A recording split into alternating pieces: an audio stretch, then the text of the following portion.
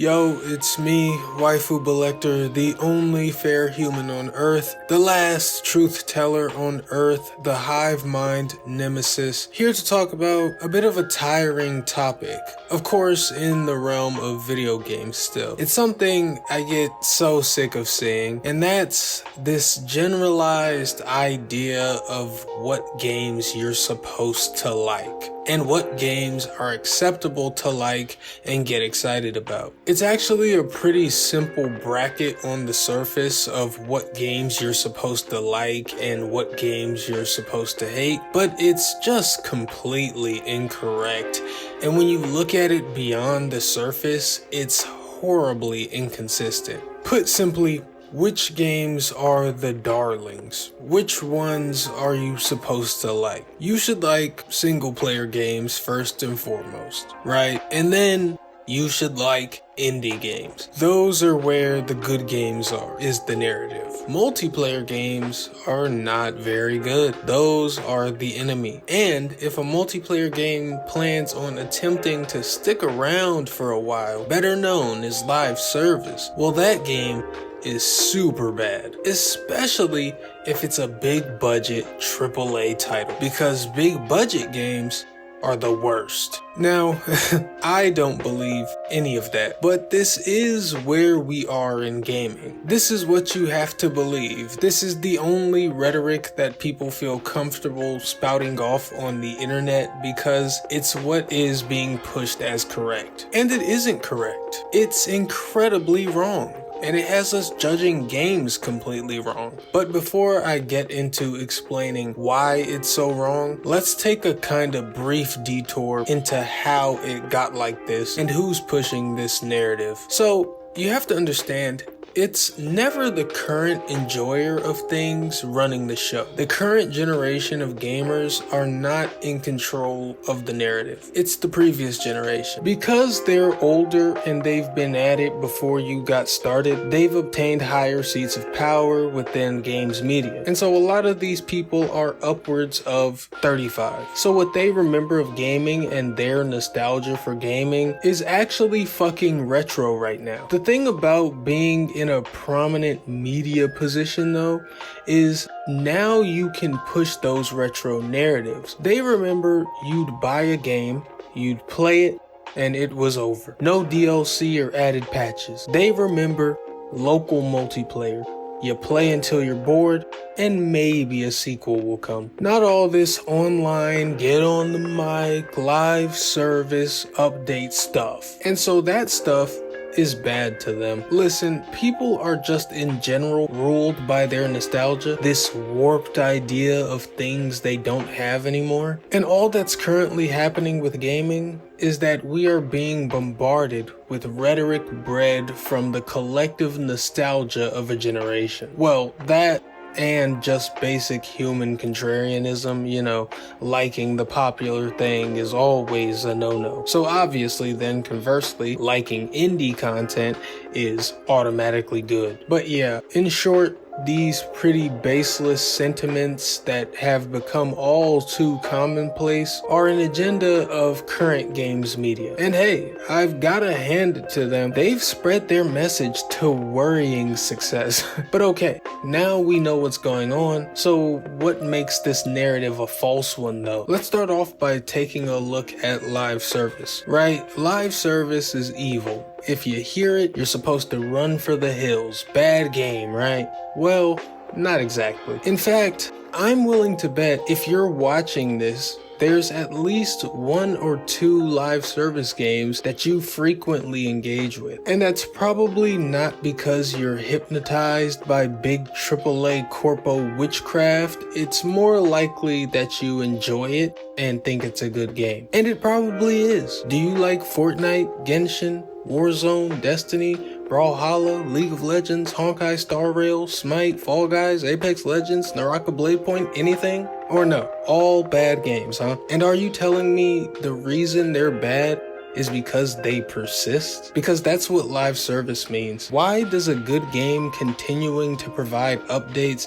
and content that keep it fresh mean it's bad? Because Waifu Belector, there are optional cosmetics to buy. Okay, and? don't fucking buy them. Your hand is not being forced. And listen, I love single player games as well. All of my favorite gaming experiences are ones I had alone. But I'm a pretty introverted individual, bordering on it being detrimental to my life, honestly.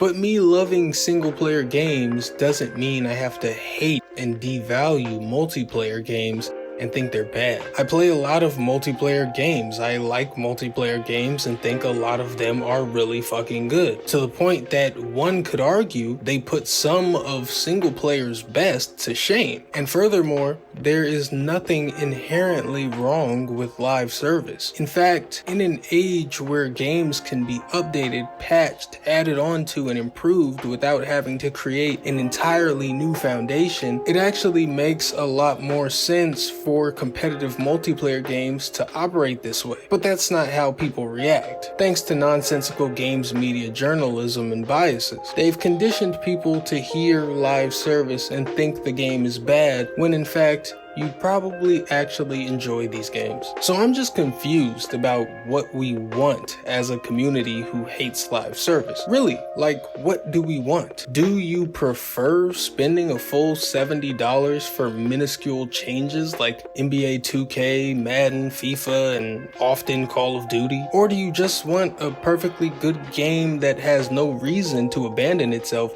to produce a sequel that tries to reshape the whole thing rather than build on what it has? You wanted Fortnite to be the 2017 iteration, do nothing to it, and then release Fortnite 2 in 4 years or something? Or should all competitive multiplayer games just stop existing and no more be created? Like, honestly, what do you want? Because all of that sounds worse than what live service is. So you'll have to excuse me if I don't understand why live service is evil. And don't get me wrong, all live service games are not good. But that's true of every type of game. So the disdain for live service is just wildly unfounded. But it's been cultivated. It's here, and people are too sheepish to speak up about it being nonsense. And hold on, just to really piss people off, I'll take it a step further before I move on to debunking the next bit of this. So real quick, let's stay on live service because I've got to get this off of my chest. I want to talk about Fortnite. That's right, the terrible multiplayer live service garbage game Fortnite. The most popular game this side of the solar system, because there is a lot of game in that game. And if no one else will say it, I will. Fortnite is an immaculate game, and it is executed amazingly for the most part. Honestly, one could make the argument that Fortnite, the competitive multiplayer live service game, is the greatest game of all time.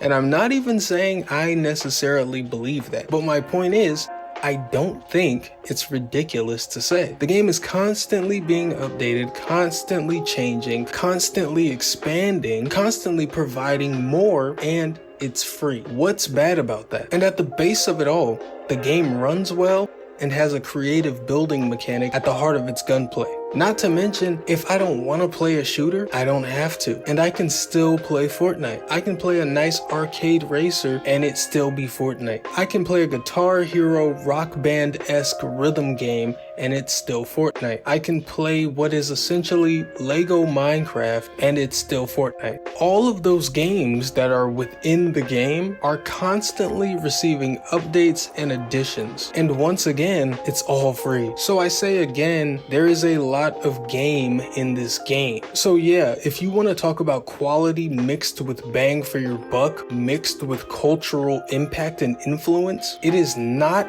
outrageous to suggest that Fortnite is one of, if not the greatest game of all time. There's certainly an argument to be made against it. It's a lofty title, but just something to think about. And you know, obviously the agenda of hating live service is being pushed, but along with it is the campaign to devalue competitive multiplayer altogether. And it's because the gamers of yesteryear who now run games media now often find themselves just getting decimated online, and or may not find it particularly fun to always have to pit their skills against others, which I can understand. But just because it's something you'd rather not do doesn't mean it's crafted poorly, and it doesn't mean it's not good or less than. You lack the ability to see that there can be fun and beauty in competition, and are now on a crusade to convince us that your lack of vision is somehow something we should coordinate our opinions with. Anyway, back to debunking the rest of the game's media agenda, because live service is not the only evil. Let us not forget that AAA gaming is okay, I guess,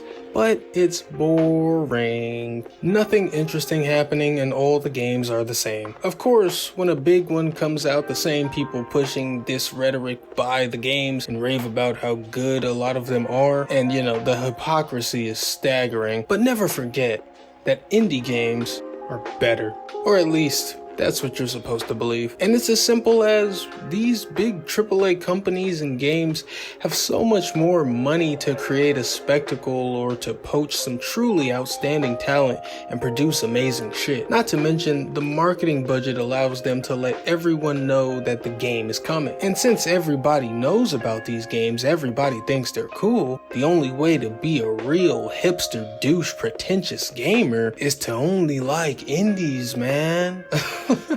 This narrative that all the creativity is in indie games, that all the real innovative quality is in indie games, it's so fucking pitifully pretentious, because you have to pretend that there aren't a trillion pixel art indie JRPGs that just rip off something from the 90s every day. You have to pretend like there aren't a trillion jank ass indie Dark Souls wannabes born every week. It's like, how many times do I have to play an indie Metroidvania that plays like every other Metroidvania and sit and pretend and act like I've never played a fucking Metroidvania?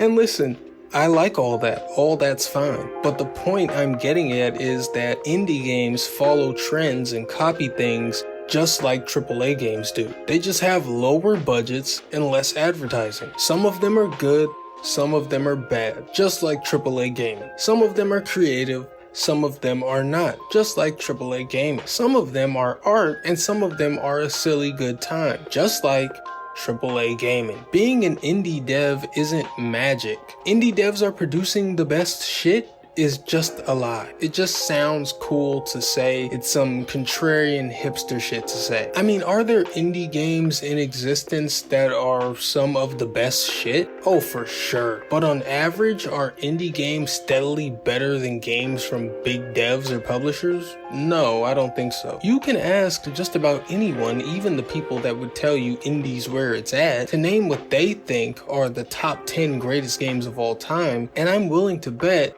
70% of it at least is not indie. Have you ever heard of this game called KO the Kangaroo? In 2022, there was a remake of an old 3D platformer called KO the Kangaroo. Appropriately, the remake has the same name. I'm bringing it up because it was made by an independent studio and publisher. Now me, as a lover of 3D platformers, checked that game out. And oh brother, it's terrible. There was no joy to be had. How you fuck up something as simple as a 3D platformer so badly, I do not know. But they did it. This indie game fucking sucks. I think it was actually one of my earliest videos where I reviewed it. If I remember right, I think I gave it a 2 out of 10. However, another indie game and 3D platformer I've played is A Hat in Time. And A Hat in Time is one of the greatest 3D platformers in history, on par with the AAA GOAT, Mario Odyssey. And then there's yet another indie and still 3D platformer I've played called Yooka-Laylee. This was a spiritual successor to Banjo-Kazooie, and Yooka-Laylee is alright. It's pretty good. Not great, not bad. It's pretty good. You see what I'm getting at? Indie gaming, much like AAA gaming, is on a quality spectrum as well as a creativity spectrum. And I like indies, just like I like AAA games. I play a lot of indies, even ones that aren't 3D platformers. I've played Dodgeball Academia, Doki Doki, Literature Club, Skullgirls, Giga Bash, River City Girls, Spiritfarer, Solstice, Raji, fucking Frogun, all types of shit. If you ever doubt that I play indies, remember that I played Frogun, which is a game where you have a frog that is a gun. It's an alright game too, not bad. My point is, though, that indie games are not inherently better than AAA games in pretty much any way. The idiotic, nostalgic, pretentious hipster agenda of games media is poisoning the way so many people look at games. Looking at games like, if it's not doing what I want, then it's a bad game. Rather than saying, oh, this just isn't for me, but it's not necessarily bad. Or actually giving things a chance and trying to see the value in them rather than finding empty reasons to write them off early. But this is an unfortunate reality in pretty much every facet of life. The elder generation attempts to train the current generation into upholding what once was and deters them from valuing what they have now and what the current generation themselves actually do value. And in all cases, that's a horribly regressive mindset and way to live. It's only harmed the human race as a whole, and the story is no different here in gaming. Finding value in things from the past, that's fine, but to deny even the idea of change right at the door and to dismiss everything new that doesn't align with your traditional sense of what should be, that is truly fucking stupid, and it hurts me how popular it is. Listen to me, play your games and have your fun. If you see a game and it looks cool to you, try and forget what you're supposed to think about it. Try and forget what you're supposed to say about it. Just try and enjoy it the way that you want to enjoy it. Let it entice you the way it was enticing you before someone told you that you shouldn't be enticed by it. And when you just play the games open to what they could be, open to the idea that every game you decide to play can be your next big obsession, whether it ends up like that or not, you'll actually have truly experienced what that game was when you approach with that mindset. But okay, that's more or less all I'm gonna say. Wasn't really looking forward to doing this video because saying unpopular things that you aren't supposed to say, no matter how true, is never fun on the internet, but somebody's gotta do it. And all of this dumb shit really irks me. Also, as I was doing this video, I noticed it's kind of an updated amalgamation of two different videos I did a long time ago. One about live service and one about AAA versus indie. Maybe the few people who have been subbed to me for a while remember. Anyway though, thanks for watching this. I'd tell you to like and subscribe, but you're gonna do whatever you want. Hopefully next time I make a video, I won't have to spout off another unpopular truth. But until next time, I am Waifu Belector. I am just a normal guy. I like hentai, and I am the only objective gamer on Earth, but it doesn't have to be that way. Goodbye.